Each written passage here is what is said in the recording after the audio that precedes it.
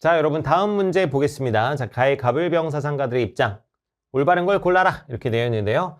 가의 갑을 보면 법적 형벌은 시민사회의 다른 어떤 선을 촉진하기 위한 한낱 수단으로 가해질 수 없다. 오직 보복법만이 형벌의 질과 양을 명확히 제시할 수 있다. 보복법 얘기하는 이건 누굽니까? 칸트의 입장이고요. 자, 법률이란 사회적 결합의 조건에 불과하다. 인민은 법률에 복종하면서도 그 법의 제정자가 되어야 된다. 살인자는 법률을 위반함으로써 조국에 대한 반역자가 된다. 이건 누굽니까? 루소의 입장이 되겠죠. 자, 병을 보면은요. 법은 개개인의 특수사인 총체인 일반 의사를 대표한다.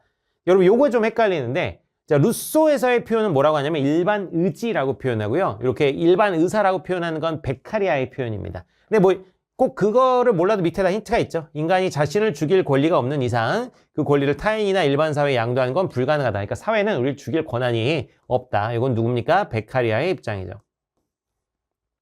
자, 가봅니다. 기억. A. 살인에 대한 공적 정의는 사형을 통해 실현될 수 있는가? 자, 칸트, 루소, 베카리아 이제 비교해보는 건데 칸트 그렇죠. 응보적 정의 사형을 통해 실현할 수 있고 루소 같은 경우 살인에 대한 공적 정의 역시 사형을 통해서 실현할 수 있습니다. 근데 베카리아는 그렇지 않다고 보죠. 베카리아는 사형 반대하니까. 그럼 요거는 A, 칸트만 동의하고 을병은 아니요 해야 되는데 루소가 동의하기 때문에 요거는 해당하지 않습니다. 자, 니은 B, 사형의 정당성은 사회계약의 근거에 판단해야 되는가? 자, 루소 사회계약의 근거에서 판단하는 거죠. 우리가 사회계약을 통해서 이 살인자는 죽여야 된다는 것에 다 동의했다 이런 입장입니다. 근데 베카리아도 보면 베카리아도 사회계약을 통해서 판단하는 겁니다. 자, 베카리아는 사회계약을 통해서 우리는 생명권을 양도한 적이 없다는 거야.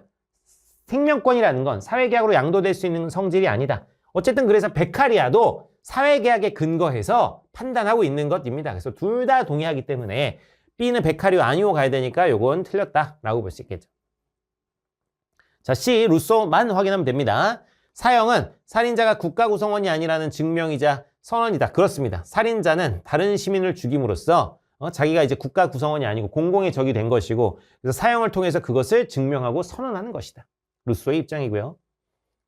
리을 D. 범죄자보다 시민들에게 더 큰 공포를 주는 형벌이 정당화될 수 있는가?